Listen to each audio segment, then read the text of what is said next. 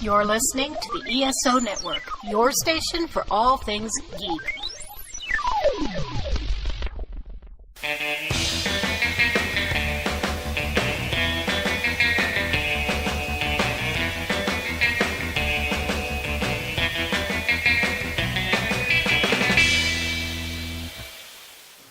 With this, we mark the halfway point of Daniel's Disremembered saga and John and my own confusion at this whole whatever. So I hope you keep listening, keep enjoying.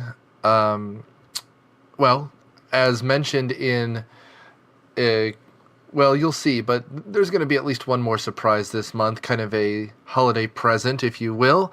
We've entered the Muppet movie month and consider that appropriate. I hope you guys are enjoying this holiday season. I hope you're getting a little relaxation done. I know it's not always a relaxing time of year, so please enjoy. Thanks, guys.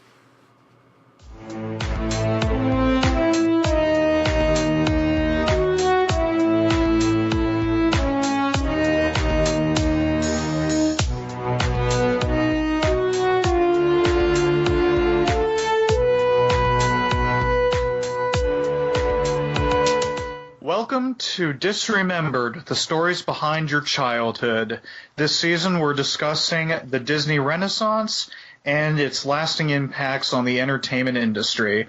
I'm Daniel. I am the host of Disremembered, frequent contributor to Myopia Defend Your Childhood, Mission Briefing, and also columnist on Pop Dose. And with me on panel we have... Hi, I'm Nick Hoffman, host of Myopia Defend Your Childhood and riff on Cineprov. And I'm John, the new host of Mission Briefing, Bond podcast. Did you think my introduction was going to go on a little longer there, John?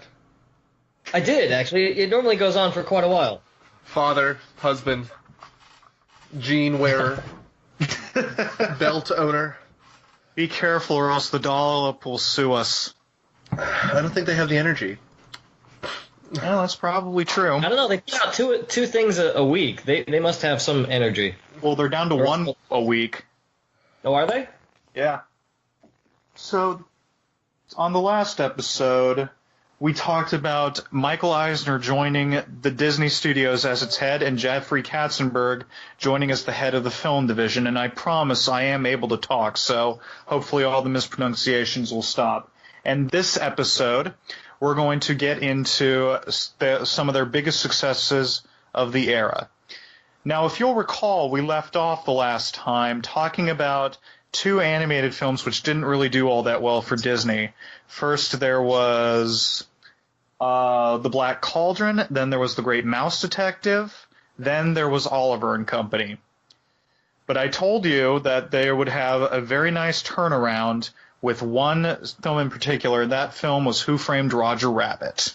Oh, yeah. That's a good movie. I love that movie. I assume everybody on planet Earth by this point has seen it. Yeah, it's a classic, man. It's a great Aren't they making a sequel of that? They've been talking about that really since the first one came out, but I don't think it's ever actually going to happen. Just the rights alone must be a nightmare to get. Well, they released some shorts, and I remember seeing a couple of the short films after the movie was released because they put cartoons in front of other Disney movies, but it took like 3 or 4 years for those to come out. Yeah, it was mostly in the late 90s, wasn't it? Yeah. And I'm also trying to think as well, like, I don't know, it reminds me a lot of Wreck-It Ralph as well, which is, of course, more recent, but they were able to get a bunch of rights for video game companies, but it was through a third party. And that kind of seems like how it's going to have to be, I guess. Yeah.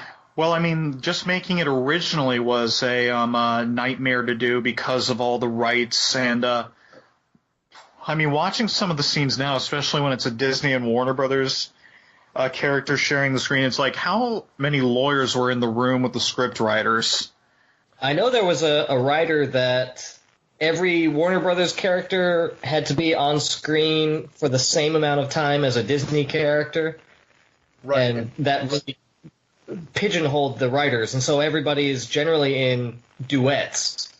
So like the Donald Duck and Daffy Duck scene, it is a perfect example where they're both on stage, on screen at the same time, and you do cut to one, cut to the other, cut to the other, cut to both. Well, and like, or the scene where Bugs Bunny and Mickey Mouse are like falling through the scene, And so if I recall correctly, Bugs Bunny has to enter the scene first, Mickey Mouse has to be on screen last, and like they have to have the same amount of lines, and they have to each deliver a joke, and like it's not funny. Yeah. And considering how good the movie is, the writers really did a good job. Yeah. Well, it was a culmination of a bunch of people, and it took a while for them to get it to screen. As I'm sure you may have heard, it was based on a book, but the book is way different from the movie that ended up on screen. So let's get into the making of Roger Rabbit. The director was Bob Zemeckis, who had already done the first Back to the Future and was considered a very big name in Hollywood. He had been asked to do it along with other directors, including Terry Gilliam was at one point considered to direct Who Framed Roger Rabbit. But Robert Zemeckis didn't want to do it because he hated Michael Eisner. Eisner had previously said that he didn't think Zemeckis was talented. That's a common theme, though, isn't it? A lot of people hated Eisner. Yep, it's a very common theme. But Steven Spielberg, who was producing or executive producing Roger Rabbit, eventually relented and said, okay, please direct our movie. And Zemeckis eventually was like, all right, I'll do it. But Zemeckis also had some problems with the current Disney staff. He didn't trust the Disney animators because he didn't like their last two films. So he set up his own animation studio and hired Richard Williams to direct the animation. Now, some of you guys probably remember that name. He was a British animator who did the Pink Panther movie openings. That's why it doesn't look like normal Disney animation. Exactly. Well, and it's interesting, too, because, he essentially went somewhere that isn't competitive either. That must have been quite a trick to find. Because, like, obviously by this point, what's his name? He did Land Before Time. Oh, god damn, my brain went completely blank. Hi. Lucas? No, Land Before Time. And he did An American Tail. Oh, Don Bluth? Yeah, because Don Bluth was clearly active, but you're not going to ask Don Bluth because Disney would definitely pull out then. Same with Warner Brothers. So you have to find someone who's small enough that it's not going to intervene with either of them, but they're not going to find... Like, that's quite a trick he pulled off, actually. Yeah, they have to be big enough then to do the job. No. That's funny. So, the movie was in production, and the principal photography went along very well, but Katzenberg was very upset with the progress. It wasn't getting done on time, and Richard Williams was well known for being a huge perfectionist. For example, you've probably heard of The Thief and the Cobbler. That was a movie that Richard Williams had been trying to make for about 30 or so years by that point because he insisted on drawing every frame by hand. Wow. And eventually that was a separate story. He got taken away from him and was released in a severely condensed form and just turned out terribly. But either way, Williams took a while to do his animation, and it pissed off Katzenberg. But the animators working for Williams also hated Disney's conditions. They felt Disney turned the animation process into a conveyor belt, and Disney even had a computer program that calculated the animators' productivity, which they were not fans of. Wow. Oh, shit. Yeah, so it's like the modern times version of animation. That's crazy. That sounds horrible. The reason Disney was so time-conscious, though, was because they already had promotional tie-ins with McDonald's to release merchandise for the film, and they really already had a firm deadline to get the movie in theaters. Still... That sounds so stupid. Still, they had a little bit of fun at Michael Eisner's expense. You probably remember that one of Eisner's rivals at Paramount was Joel Silver, the guy who ended up producing all the action franchises like Die Hard and Lethal Weapon and The Matrix. Mm-hmm. In order to mess with Eisner, they cast Joel Silver in Roger Rabbit as the director at the beginning who is complaining about Roger blowing his lines by seeing birds instead of stars. That's Really? funny. Yeah, that was Joel Silver. Oh, that's funny. Wow. Just to spite Disney? Just to spite Michael Eisner, and basically... And he was okay with that? Michael Eisner's reaction, at first he didn't recognize Joel Silver, but eventually when he found out, the only thing he said was, well, he did a good job. I have a feeling that Eisner doesn't care unless it's making money, right? And so if it starts losing money, I'm sure they would have heard about it, but since it was fine, he grinned and bared it because he's still winning. The guy's still working for him, right? At this point, we're reaching, like, pure ego. Well, it boils down to a formula, doesn't it? Like, they know how to make money, and they don't really care as long as they do make money. I mean, like Daniel said, they were more concerned about the product placement and the Disney or the McDonald's release than they were about the actual movie. Yeah. Well, the problem with this, though, is they were very worried that the movie wouldn't be successful, and that was reinforced during the first Roger Rabbit test screening. It was a disaster. Really? Oh. Katzenberg thought that he would get fired based on that screening. The audience had been told that they were seeing a new Rambo movie, so they were expecting, Sylvester Stallone violence, and instead got a cartoon rabbit. Wow. And the animation wasn't finished in time for the screening, and to top it off, the film broke halfway through. This is like that Wolverine screening where it's just none of the effects were in, so they were just flailing at each other wearing green pants or whatever it was, so that like that's pretty atrocious for a special effects movie. Wasn't that the final cut for the Wolverine? Yeah, well, might as well have been. It couldn't have been any better or worse, so. Mm-hmm. Well, wait, let me get this right. That for a test screening of Roger Rabbit, which is a cartoon, which is slapstick, they tell the test audience, you're going to see the most violent, messed up movie ever about Vietnam. Yes. Well, this was Rambo, would have been Rambo 3, correct?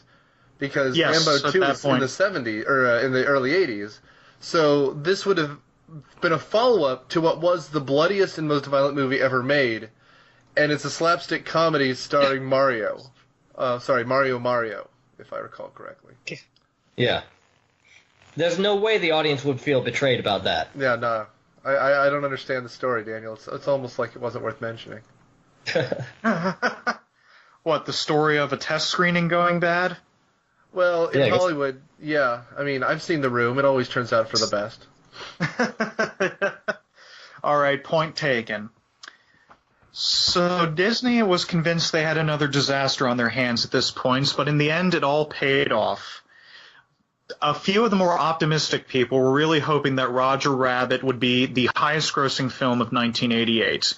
They were sadly wrong. It was the second highest-grossing movie of 1988. What was number one? I'm glad you asked. The answer is Rain Man.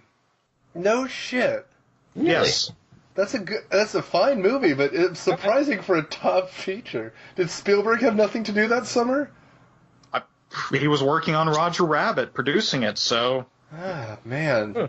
That's a real shame. More importantly, though, for the Renaissance, Roger Rabbit reignited an interest in Golden Age animation. I'm sure everybody remembers what 80s cartoons were like, and those characters like Bugs Bunny and Mickey Mouse had been kind of just considered more corporate mascots than actual interesting dynamic characters. Roger Rabbit changed that.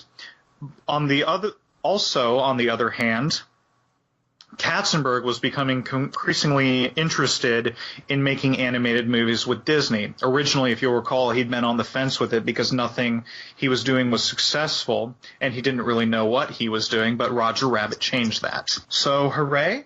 No, not hooray. So, what I'm sure everybody, and I know you do, John, considering your history, remembers Disney's next big animated film after that, which was The Little Mermaid. Woohoo! That was the next one, really? Right after Roger Rabbit, yeah. Wow. 88. So they knocked it out of the park with that one. Well, that's the re-entering of the Gilded Era, right? Like this is them at their height. This one, they followed it up with Aladdin and Lion King, and all those ones that, like, the Oscar-worthy Disney movies.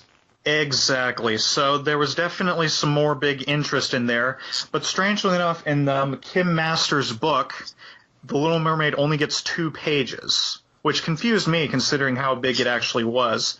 So I had to do a bit more digging to find out some more interesting facts about it. Still, shout out to Kim Masters for writing Keys to the Kingdom. It's been a primary resource that I've been using in compiling this. Go check it out if you can. One interesting thing that Masters mentioned, though, considering how Disney was paying attention to merchandise, was originally Disney screwed up the Little Mermaid merchandise. All the Ariel dolls were strawberry blonde because no one thought a red-headed doll would sell. Oh, that's funny. Wow. Well, I guess the only other red-headed character would be something like Little Orphan Annie, right? Pretty much. Huh. Wasn't one of those Barbie sisters like blonde or redhead, like Skipper or Strumpet or? Oh yeah, Strumpet. That's right. Yeah, Strumpet yeah, the Barbie. The Barbie Strumpet. Yeah, that's funny. That sounds just like what Jerry Falwell would call Barbie dolls if he ever was in a toy store. That's funny. That's why he's not allowed in toy stores anymore. That's exactly right. There are several reasons. Yeah. So, as a little bit more background, Disney had considered making a film based on the Little Mermaid story back in the 30s. It had gone into hibernation as they went on to other things, and it was repitched in the 80s. At first, Katzenberg rejected it because he was too concerned it would be like the Splash sequel Disney was trying to make at the time. Slash? Slash is the guitarist for Guns N' Roses. The movie Splash was the movie with Tom Hanks and Daryl Hannah. Yes. I thought you were saying Slash. Oh, that makes more sense. Yeah. But eventually the Splash sequel went back into development hell, and they put The Little Mermaid back in development. This was also the first time that Disney started hiring outside songwriters from Broadway. In this case, they hired Alan Menken to do the songs. At the time, he was most famous for writing the Little Shop of Horrors musical. Okay. Oh, wow. Weird choice for Disney. So obviously we should put him in charge of a child's movie. Exactly. They also tried to make the figures look a little more grounded in reality. For example, Ariel's body type and personality were primarily based on Alyssa Milano. Wait, what?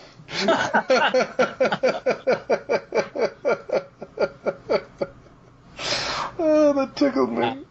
I'm about to do you one better, Nick. Ursula, the villain, was based on Divine.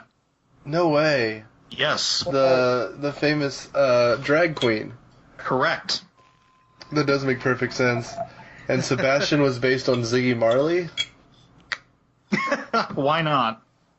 I didn't know Alyssa Milano hated or had that kind of like relationship with the drag queen community. That's funny.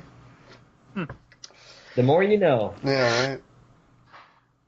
Now, in between the films, Disney was also becoming more ambitious in trying to acquire more intellectual property.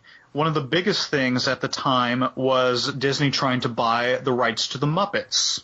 It was meant to be a huge coup for Disney, but it ended with disaster because Jim Henson very suddenly died halfway through the deal. They realized that they didn't have all of the rights. Disney realized that they didn't have all the rights they expected because Henson had already licensed some of them out to other places, and his children ended up realizing they wouldn't make as much money as they expected. They ended up suing Disney because most of the contracts had been verbal agreements. They sued Disney because Disney pulled out? They sued Disney because the negotiations weren't completed, and the kids realized that the deal wasn't worth as much as Disney had originally claimed it was. And I would imagine Jim Henson dying, his will would dictate who's in charge of the estate, and he may have characters going off in all sorts of different... Well, plus his characters already were owned by different people. Like, for example, all the Sesame Street characters were owned by one company. Some of the other characters were owned by somebody else. Well, and it's also worth mentioning here that this is the worst thing to ever happen ever. Because they were going to make at MGM Studios an entire Muppets land, including and this really bummed me out when I learned about this, including a place called Pizza Rizzo, where animatronic rats would bring out your pizzas, so it looked like Rizzo. There was supposed to be, like, a food science / restaurant owned by the Swedish chef, and because of all this crap, the only thing we end up with is that Muppets 3D ride, and they were going to cut that even, but it was literally the last thing Jim Henson directed before he died, and so that's a really easy argument to make. Are you really going to shelf the last thing Jim Henson directed? But, like, so much of MGM Studios, until at least recently, has been utter garbage. It would have been cool to have something like Muppets Land. Like, the Muppets are an interesting property, but it kind of is an interesting problem that you're bringing up, right? Because so much of what he is reviving the past, like and like bringing back that classical animation, creating these new characters that kind of would belong to be in Disney's upper echelons, right? The Muppets are exactly what should have been there alongside Star Wars, but this whole, like, really gums up the works, man. It's really just crazy. Yeah, no, and eventually it ended with a very public humiliation for Disney, because after all, getting into a fight with Jim Henson's kids after Henson recently died, obviously that's bad PR. They eventually settled the lawsuit and had to issue a, quote, humiliating public apology. Eisner has never apologized for anything ever. He probably ran over someone's kid once, and he was just like, you know what? My bumper is, like, damaged. It's your fault, kid. Like that guy in A Tale of Two Cities who, after he ran over a kid, was like, do you know what that kid could have done to my horses? Yeah, exactly right. That's exactly right. It's literature, John. It's okay.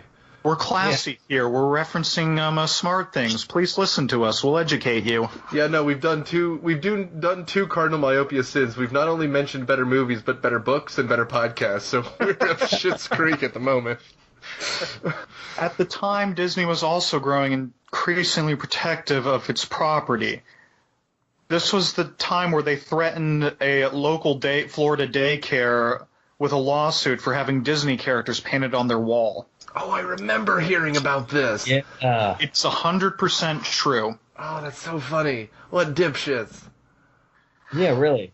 Let's go after the daycare full of innocent children. Well, let's go after your biggest fans. Yeah, really. Right? Like, I understand suing people who are, like, bootlegging movies or making money off those characters, but you're talking about, like, a daycare, right? Like, oh, that's so funny. I seem to recall reading something earlier this week as a recording where Disney is threatening a lawsuit against a company that hires out people dressed as Marvel characters. Yes, for birthdays. For birthdays, right. Oh, my God. Well, Disney also fought with some other big media conglomerates at the time, including Rupert Murdoch.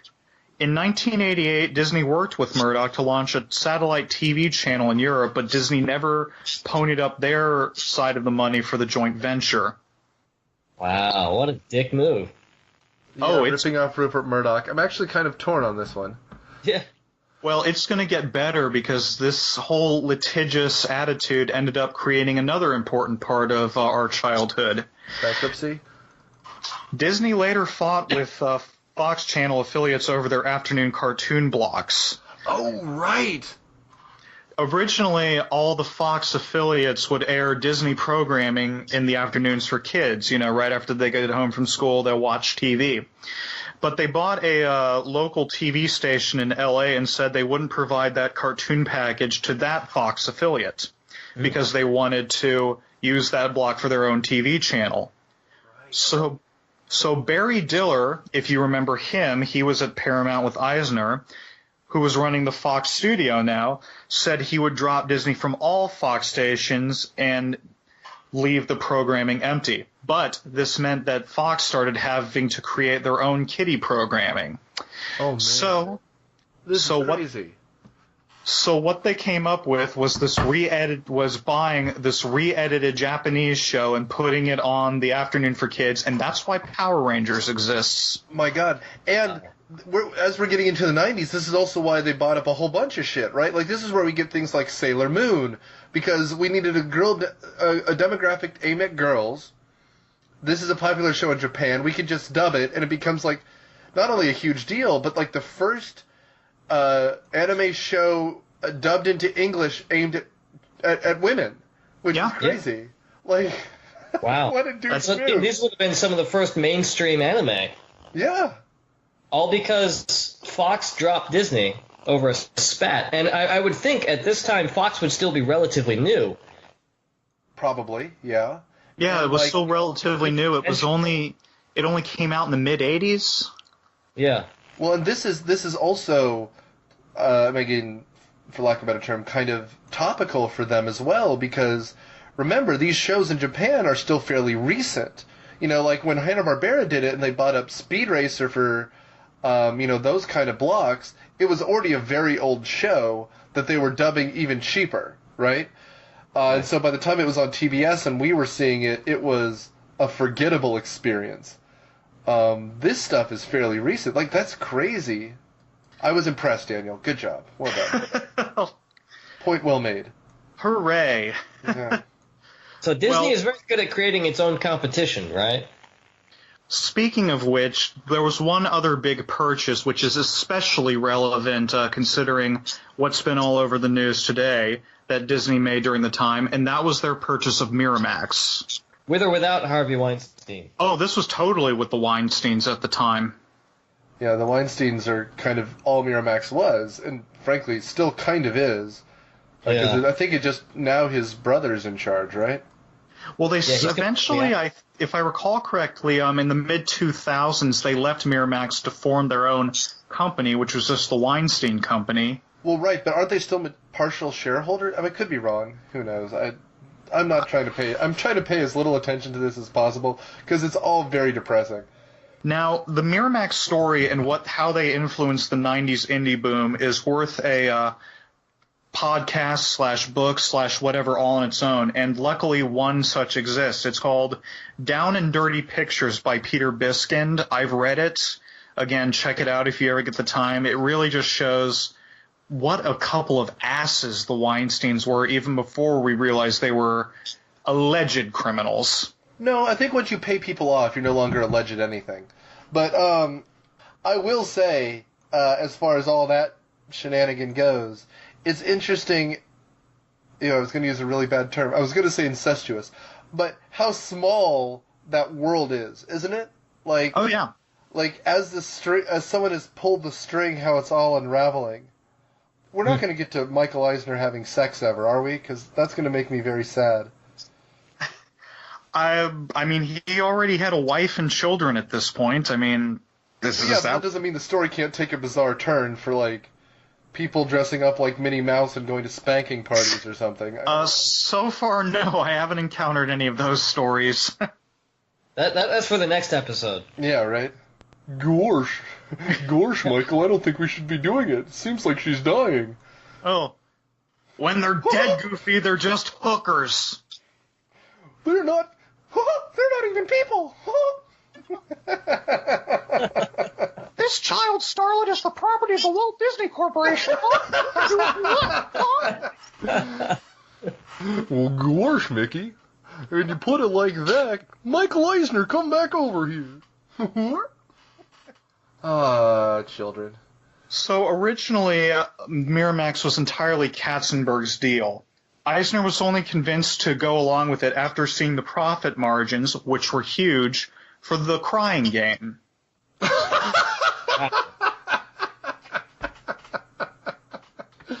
All right. It gets even better.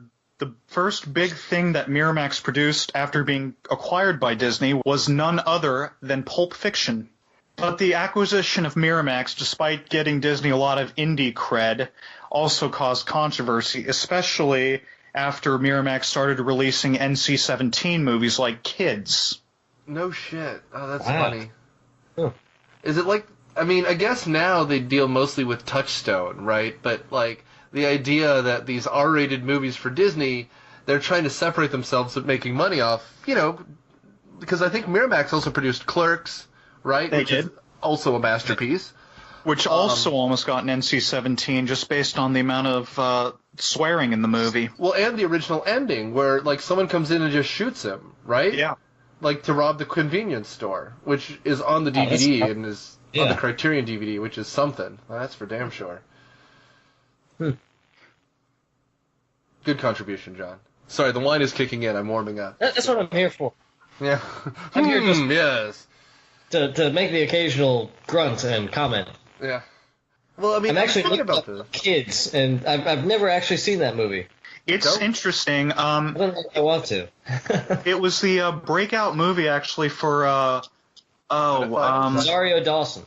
Rosario Dawson and what's her name? The woman that was that's in like every single Chloe Sevigny. Chloe Sevigny, that's it. And it was Harmony Korine's breakout as well. He wrote it. Okay.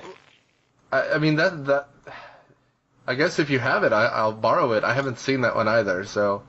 I've seen it back. I think I rented it on Netflix back when I still got discs in the mail, but I don't think I have a copy of that.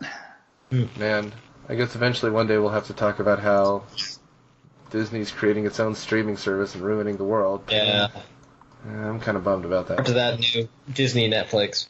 If it means some of that shit's coming out of the vault, I guess that's okay. But Yeah. If it does, but there's no guarantee that that'll happen. Like, I would love to see Song of the South again, no. but I don't see that ever happening. Yeah, and I mean, like even things that aren't even that old, like. For example, right now on Netflix is Fantasia and Fantasia 2000, updated in 4K and surround sound, and it's just spectacular. Yeah. Because, I saw it on an old rundown VHS tape, and, like, the colors all washed out, and so to see it restored it's a beautiful thing. It really is brilliant. And to have that just go back away again is a pain. It's just awful. Like, why keep that out of people's view, right? Like, Because Disney's horrible. Yeah. Same with things like the old Goofy shorts. How to play baseball. Baseball is America's sport. Like, those are brilliantly funny. The jokes transcend time. And yet they're like, we're going to hide this behind a wall so everyone forgets about it. Why? They're still stuck on the theatrical release things because that's what they would do forever. They would re-release films like once every decade to a huge fanfare and then stick them back in. They just never got over that. It's that artificial limited availability. Right, exactly. It's straight in bullshit. It really is. I don't see that working very well in the digital age. No. I mean, because again, as a rule, and Disney's the big one. I don't know if we're going to get to Eldridge versus Ashcroft, which is a huge deal in the same era, but, like, they own their rights forever. 99 years after Walt Disney died, they own their rights. It means that you will never, ever, ever get your hands on some of this stuff. Copyright law. Yeah, it's insane. Like, Steamboat Willie, which is a talkie, is still under copyright protection.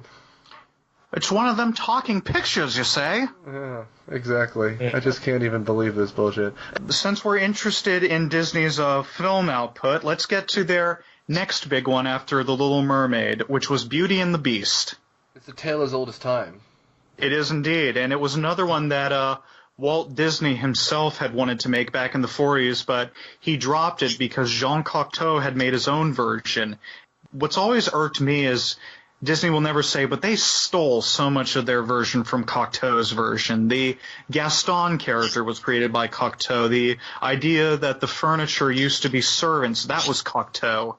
Just so much. Well, it's funny you say that because Cocteau's is also a masterpiece of practical effects, and it's well done, and it's one of those things that Disney did very, very well, which you didn't talk about yet, so I'm going to take you to it.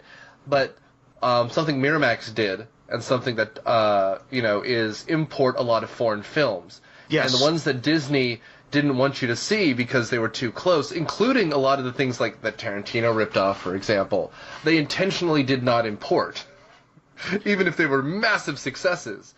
My understanding is what they would do in some cases is buy the rights and then just not distribute them. Exactly right.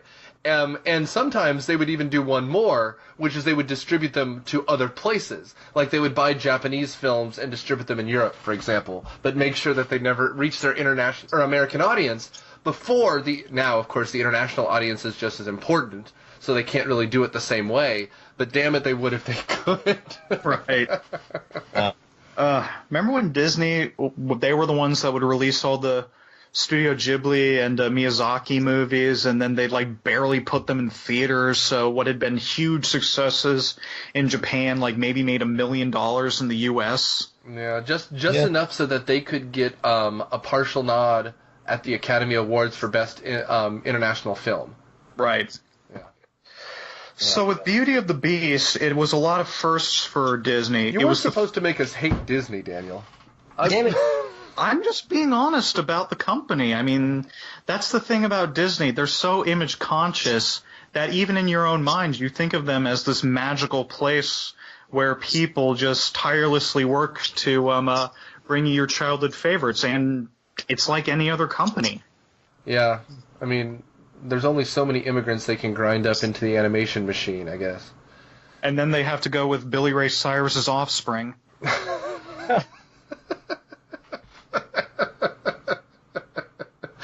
Well played. Okay, I'm happy now. We're good.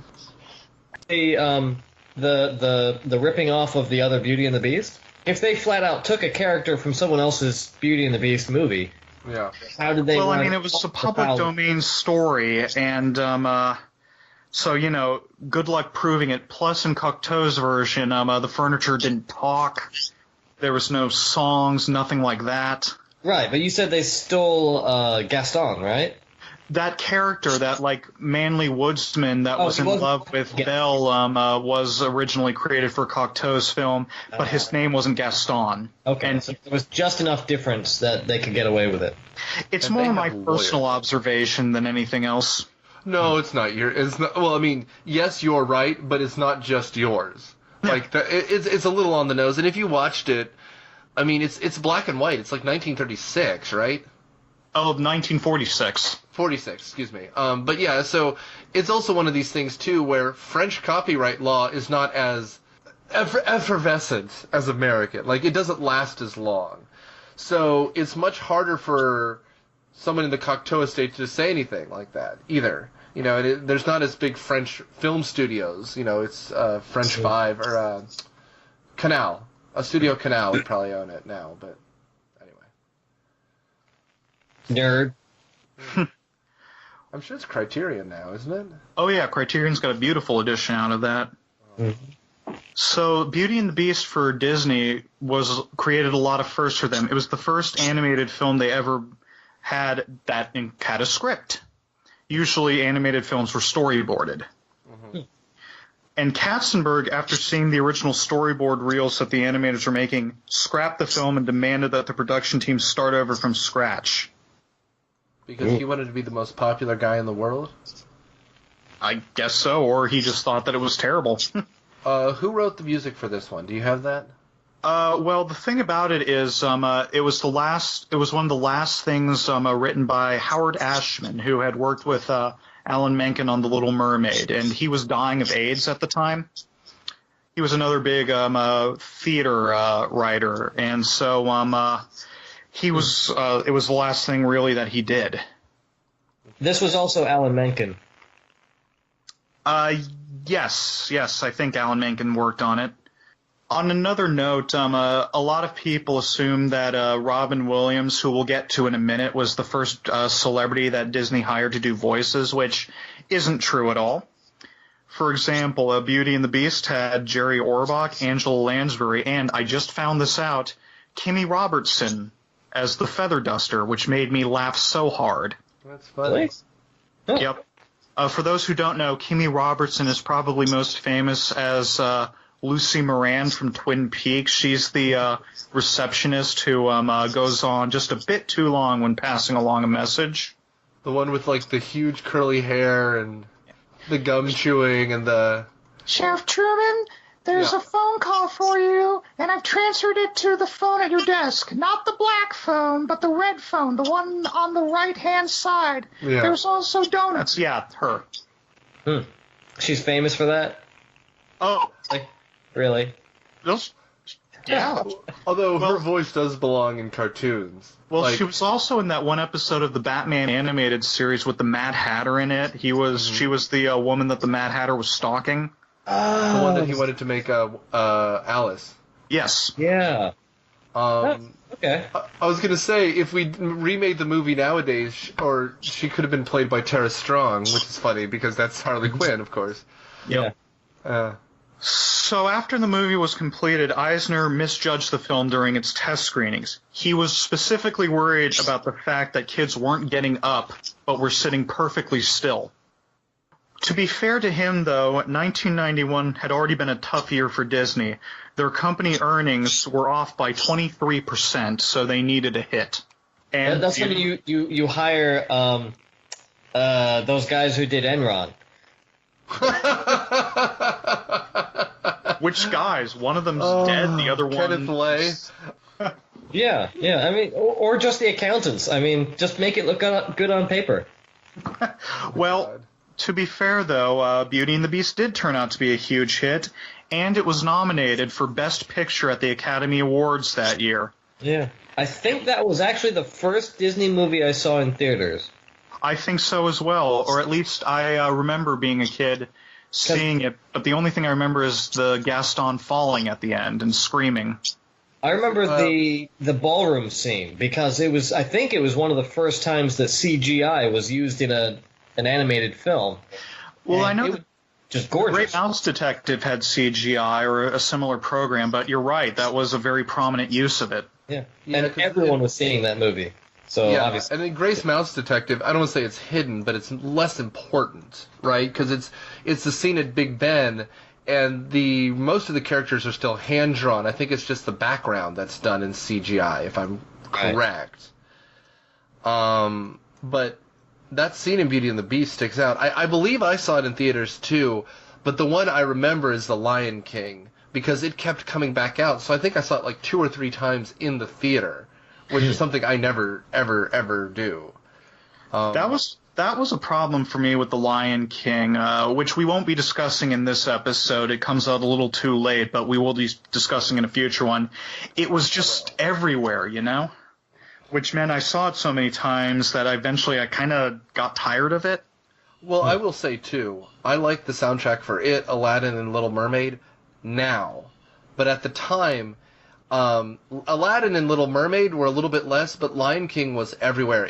Frankly, Frozen is the best example I can think of, where you turn on the radio, it's there, it's in the car with the kids, right? Like, it's everywhere.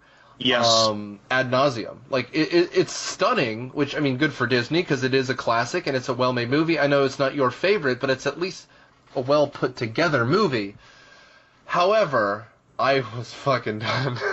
I'm sorry. I can't care about Elsa. She's the bad guy in her own movie. And Orloff is the most annoying character that has ever been put on screen. Oh, that he's fucking snowman? Yeah. He's from a different movie. Snowman. The sister being betrayed, though, is pretty awesome. Yeah, I did like the twist at the end. That was fun. Well, they also stole Elsa's character arc from Dr. Manhattan, so, you know. If she had a giant blue secret penis, that would have been the best. If it became the Crying Game?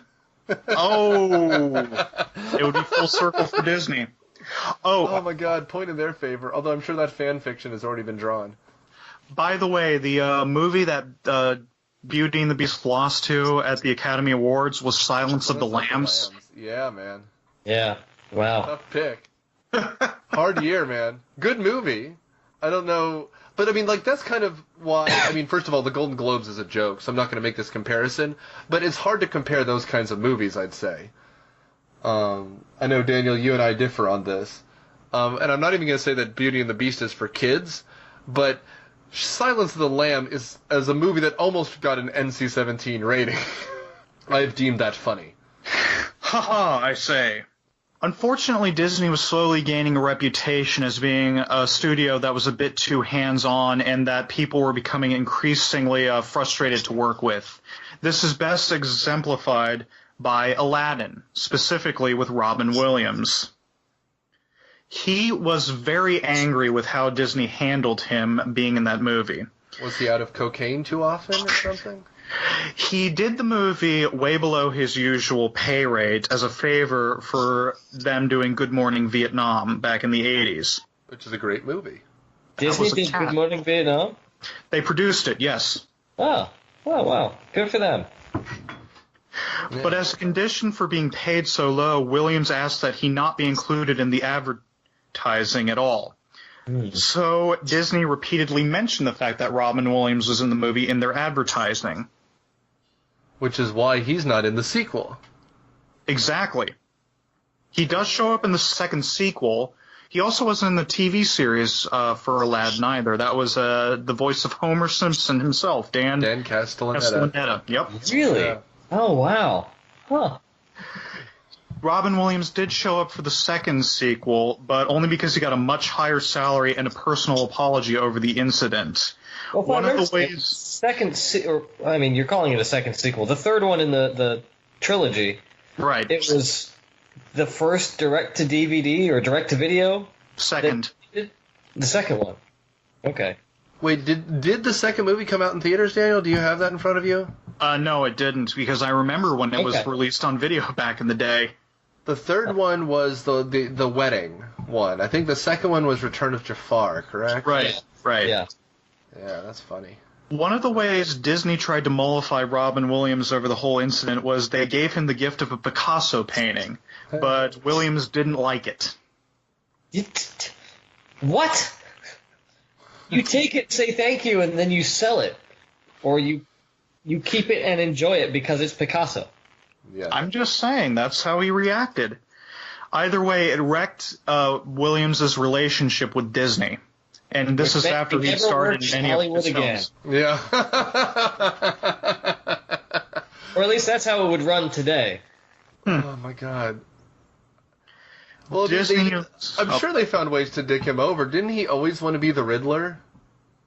That was for, they had tried to use him in order to get Jack Nicholson to sign on as the Joker, because it was pretty much if you don't take the role, Jack, we'll give it to Robin Williams. And Robin Williams never realized that he was being used as a ploy like that. Oh, you used me. Oh.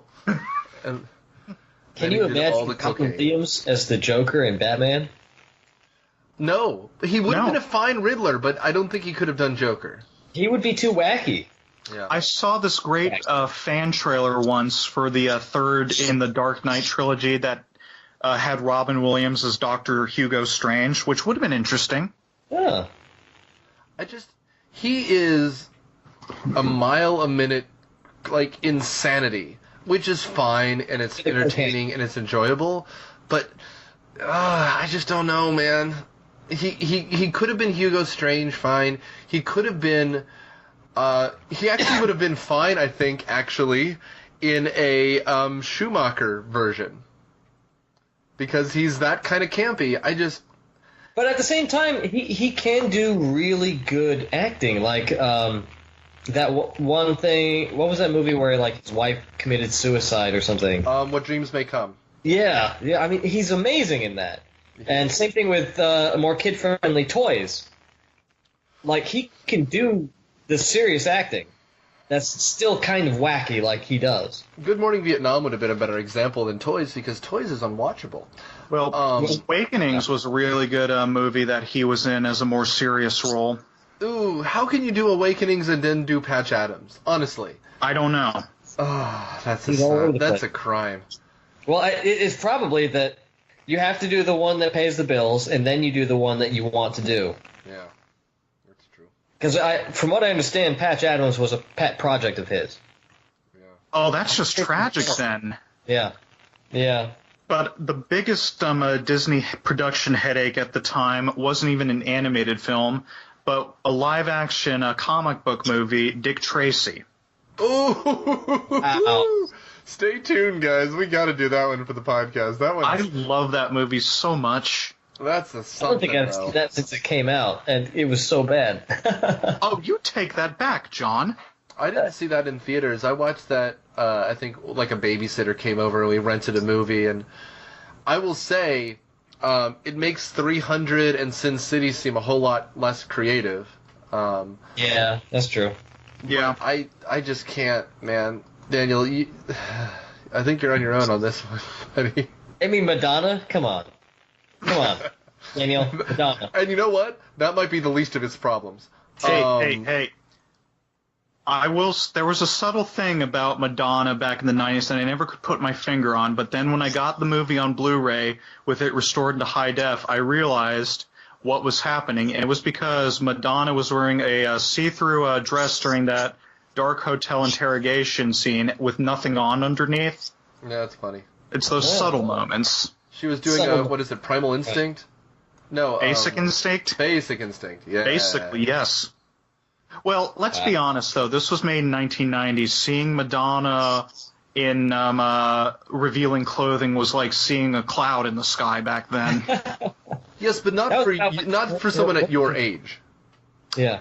It's not like you had like the book Sex on your bookshelf or whatever that photo book was called. You don't know me.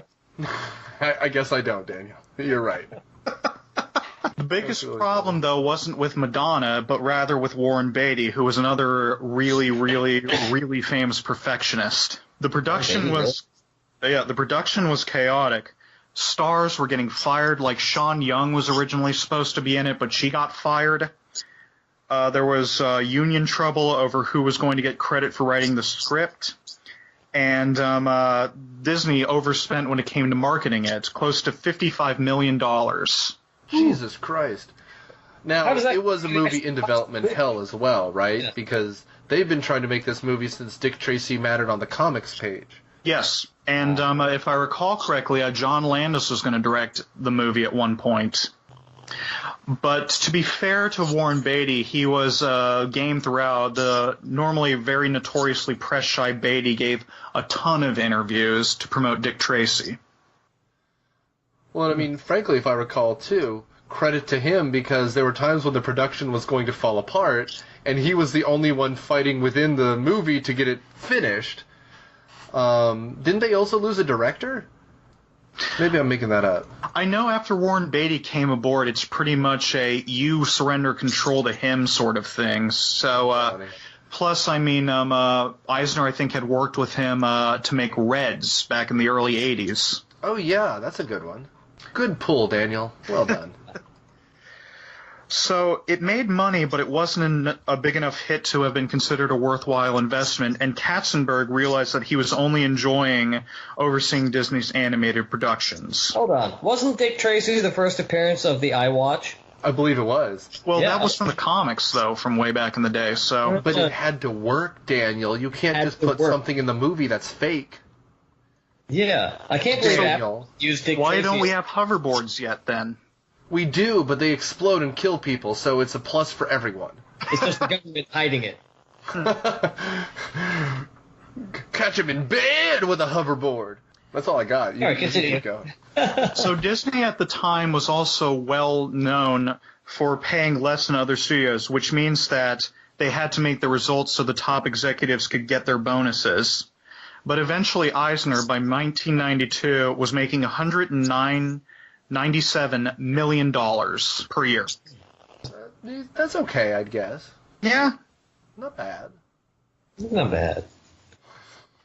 But how did he afford that haircut? But Eisner was about to face his biggest failure to date with his time at Disney. And it wasn't even one of the movies. It was the construction of Euro Disney. Right. Oh, the fact we're still talking about Euro Disney shows just how much of a failure that was. Well, it was. Oh yeah. I mean, and spoiler alert, if I recall correctly, they have to sell it. Like Disney doesn't fully own Euro Disney anymore, which is funny. Well, it's like anything else Disney related. They just kind of gave away the rights to it. Does anybody remember that, and you probably would remember this better, Nick, the Itchy and Scratchy Land episode of The Simpsons where they show Itchy and Scratchy Land Europe? Yeah. And it becomes Westworld. Well, no, the one in America does. The one in Europe, no one's at, so it doesn't matter. Like, that's the joke at the end. Like, they're like, Raven, I can only imagine what's happening at Euro Itchy and Scratchy Land. And there's just one guy who's manning a ticket booth, and he goes, hello, where are you? My children need wine.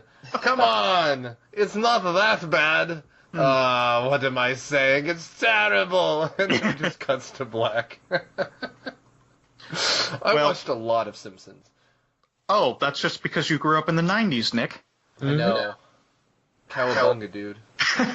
By the time Euro Disney opened, it was hundreds of millions of dollars over budget, and they were 9 months behind schedule. This meant that they had to pay the crew premium to get it finished on time, which just added to the expense. Eisner feared he may lose his job over the park failing. And on opening day, it was in April 1992, only 20,000 people showed up. Only 20,000. How many did they expect? Well, I mean, doesn't the Magic Kingdom pull in like 60 or 70,000 on a normal day? Something like that. Plus, I mean, again, parks back in the 60s and 70s, park attendance is what was keeping Disney alive. That's so funny. Thanks, France. Nick, I'm sure you can speak to this. People in Europe love all things Disney. Well, I mean, it's not only that, it's such a weird concept because, like, I mean, I'm going to name drop a bunch of comics that people don't care about, but, like, there is a Smurfs land, which you guys might know, but, like, Asterix and Obelix has a place as well, but all of them were built in the last 10 years. Like, Euro Disney was still a relatively new kind of idea. The other thing, which I'm actually kind of curious about this, but I'm sure it's research you didn't think to do, because why would you? Disneyland, for the longest time, didn't have alcohol, and if they tried to bring that to Europe, that's a no-go. Like, that's just ridiculous that you can't have, like, a little cafe and a glass of wine for no reason. No, that was part of the things that caused Euro Disney's failure. They refused to serve beer and wine in France. Silly Americans. But it's silly because, like, now, of course, they serve it everywhere. Why not? But it's such a simple thing that someone was like, oh, the French can be fine without alcohol. Like, but they could be, but why would you? Like, why bother? Life is better with booze. Said my cardiologist once. So Euro Disney was Eisner's first real failure. He started openly speculating in interviews about closing the park, and it was starting to affect Disney's bottom line and its relationship with its creditors. Another issue that was happening at the time was with Katzenberg. He wasn't receiving his contractual bonus payments. The accountants at Disney, though, were very, how you say, conservative. That's funny. And so he was openly threatening to leave. Well, and this is a problem that we're still dealing with, aren't we? The Spinal Tap guys are suing... Yeah, Harry Shearer is suing, yeah. Oh, no, Disney is not the only studio to do that, where something will make a huge amount of money and still be declared a box office failure. In fact, I think the Lord of the Rings trilogy, by New Line's accounting standards, lost money. Yeah, which is inconceivable. Like, No, if big you lost time. money, why on earth do you make a further 3, potentially 10 films? Well, what it is in their books, they'll say, oh, well, we had to spend this fee to this organization and this fee to that organization and this fee to that organization. The problem is those organizations are all under the studio's umbrella anyway, so it's just money that's going back to them anyway. Like I said, it's Enron accounting. Well, and I think the first one was Forrest Gump, which is like a perfect example because the scriptwriter was supposed to get a bonus if it made whatever, but they claimed that Forrest Gump never turned a profit. And it was a big movie, of course, but it was a relatively small budgeted movie considering how much money it brought back in, and it won all those Academy Awards, and then it made even more money because it went back into theaters, and they're like, yeah, no, it lost money. And he sued it for a pile of money. Did it actually go to court, or did they settle? Do you know? I'm sure they settled. And they bought the second script, even though the sequel to Forrest Gump is literally just insulting movie companies the entire time, if I recall correctly. Good. But that's one of the reasons Harry Shearer is proceeding with the Spinal Tap. I'm sure he's been offered to settle, and he's saying, no, we're going to court, because this needs to be fixed. And if I recall correctly, even Rob Reiner's on his side. Mm-hmm. Who directed the movie. All the cast for Spinal Tap, cast and crew for Spinal Tap, because they were saying it hasn't turned any profit. Merchandising made all of $24 in the past 30 years. Like, it's ridiculous. Yeah. Well, the Spinal Tap movie was a huge bomb when it came out. It was also a very low-budget movie, and they've had like a ton of merchandising and T-shirt sales since then. Yeah. So in the midst of all of the problems that Eisner was having with Euro Disney and with Katzenberg, the biggest thing that signaled the end of Disney's good times happened. Frank Wells, who had helped save the company back in the 80s and who was the chief operating officer, went on a skiing trip to Thorpe Creek Canyon. During bad weather, Wells took off in a helicopter with 3 other people, and the helicopter crashed after the engine failed. Only one person survived the crash, and that person was not Frank Wells. So Disney had officially lost its president and chief operating officer, and Eisner's biggest partner in the company. So in the midst of all that, Disney was once again at a crossroads we will address in the next episode. No! We must know. What happened? Well, he sold his soul to learn to play the guitar real good down by the crossroads. That was the end of the joke. I have nothing else. I mean, well, I could ham bone for a bit. Well, I could tell you what happens next, John. Go ahead. Well, I'm going to need a payment in order to do that. Right. You're taking too much of Disney to heart.